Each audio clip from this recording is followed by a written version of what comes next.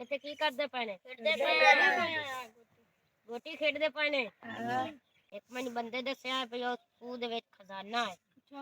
तो बहुत थल्ले है हेठा आपा वाली कढ़ना कढ़ना ही लाजमी है बेचन हीरे मोती सोना ते आपा हुन जात कढ़िए ओदे विच चलो आपा चलिए चलो चलो आयो भज्जो भज्जो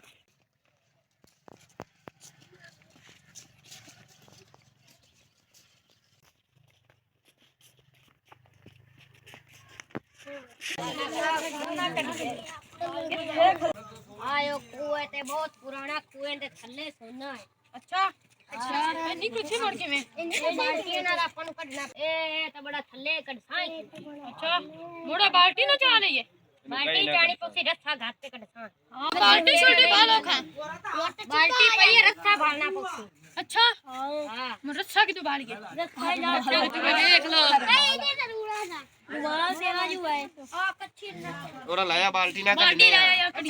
रस्सा ला लेंगे हां सलमान बांध चला रस्सा बांध लेंगे सलमान है हां जी आपा इनु वेच कटना है तो सोना आपा कढना है सोना है विच हां जी ਤੁਹਾਨੂੰ ਕਿੰਨੇ ਆਖਿਆ सोना है ओए सानू इथे एक बंदे दसया अच्छा हां ये बहुत पुराना कुआं नाले न वरा दे चलो वड़ा देने आ जी सोना है ਤਾਂ ਮੇਰੀ ਚੱਲ ਏ ਮੁੰਡਿਆ ਕਾੜ ਕੇ ਵਿੱਚ सोना बाल्टी फड़ा ਇਹਨੂੰ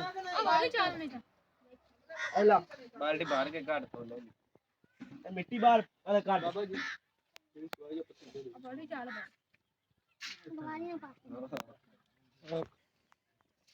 ਉੱਪੇ ਹੋ ਜਾਓ ਇਹ ਕੀ ਕੱਢਦਾ ਨਾ ਕਰ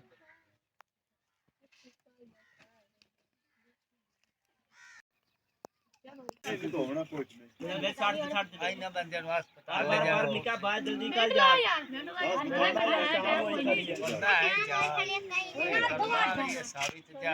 यार सारे नु सा मिलेगा सारे देवांगे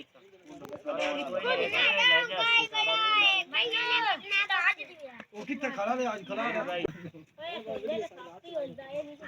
तुम ही चलाना बंद कर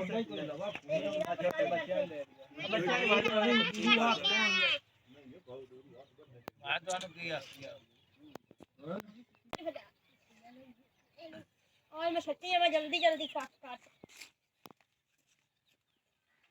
कोई ना हां भाई बनावी या किसे वाजे तू ना दोनों ने को जवाब भैया तो समझा दिया शादी कर तबार हां खराब आती हां नजर आन दे ओए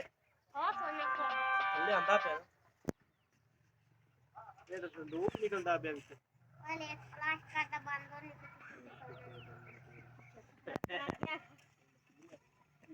ये तो संदूक है जी संदूक निकलदा पे जी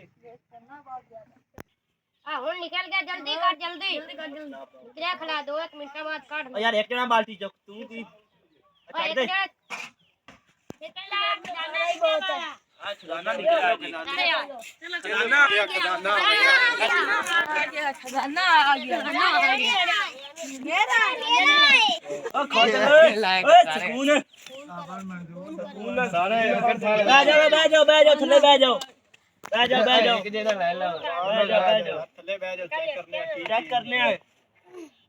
वाह चलो ओ ना ए जी हुन किवें आपा वडਣਾ ਮੁੰਡਣਾ ਇਹਨੂੰ ਵਜ਼ਨ ਕਰਨੇ पहले बंदे कहना लेने हैं बंदे नहीं सही गल बंदे गिनो पहले कितने ने 9 9 जगह पे ढेरियां लाओ 9 बंदे हैं ढेरियां लाओ तकरीबन बाल्टी खाट से वजन है कोई 10 से किलो तक है किलो किलो आ जा किलो आ जा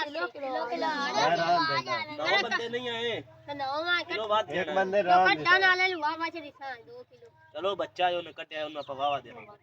सही है ना मेनू घना दींदा क्योंकि मैं तुन ले आंदा इथे मछली तुन मैं दिता चल ठीक है भाई यार 2 किलो तू ले लेवी सानू किलो दे मिनट मेरी गल सुनो ना केड़े बच्चे खोते हैं यार इतनी मेहनत कीती है छोटा जा बच्चा यार मैं ले नहीं आंदा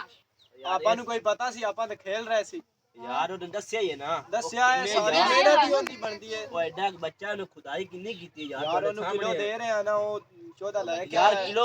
चलो ਆਪਾਂ ਥੋੜੇ ਵੱਡੇ ਆ ਕਿਲੋ ਆਪਾਂ ਲੈ ਲੈਣਾ ਬੱਚਾ 2 ਕਿਲੋ ਨੂੰ ਦੇ ਦੇਣਾ ਯਾਰ ਕੀ ਹੈ ਚੱਲ ਇੰਜ ਕਰਨੇ ਯਾਰ 1.5 ਕਿਲੋ ਉਹਨਾਂ ਦੇ ਦੇਣਾ ਉਹ ਜੇ ਖੁਦਾ ਹੋ ਤਾਂ ਹੈ ਕੋਈ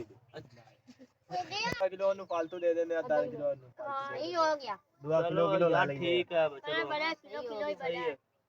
ਇਹਨਾਂ 1.5 किलो ਚਲੋ ਫਿਰ ਚੱਲੀਏ ਇਹਨੂੰ ਲੈ ਕੇ ਸ਼ਾਮ ਹੋਣ ਡਈ ਹੈ और यार तो ये गल मंजूर है भी किलो किलो मोड़ बाद सही हो गया ਚੱਲੀਏ ਫਿਰ हाँ चली गए ਚੱਲੀਏ ਯਾਰ ਫਿਰ मेरी गल सुन लो ये अपने नवां दे विच ही गल रहनी चाहिए ਹਾਂ किसे लोगा तो दस्या चक के तो ना आखना भी सानू भी हिस्सा वडाओ जितनी गल दसोगे उतनी गल फैलेगी ज्यादा ਇਹ ਮੁੰਡੇ ਨਾ ਕਿਹਾ ਵੀ ਸਾਡੇ ਕੋਲ ਹਿੱਸਾ ਸਾਰਿਆਂ ਕੋਲ ਹਿੱਸਾ ਹੁਣ ਆਪਾਂ 9 ਬੰਦੇ ਆ ਨਵਾਂ ਬੰਦਿਆਂ ਦੇ ਵਿੱਚ ਹੀ ਗੱਲ ਰਹਿਣੀ ਚਾਹੀਦੀ ਹੈ ਮੈਂ ਕਹਿੰਦਾ ਇੰਜ ਕਰੀਏ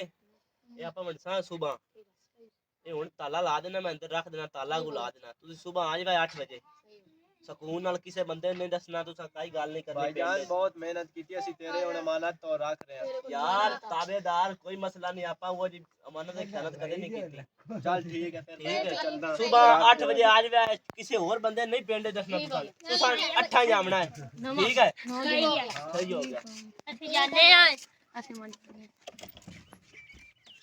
मैं तो आलस चला है खड़ा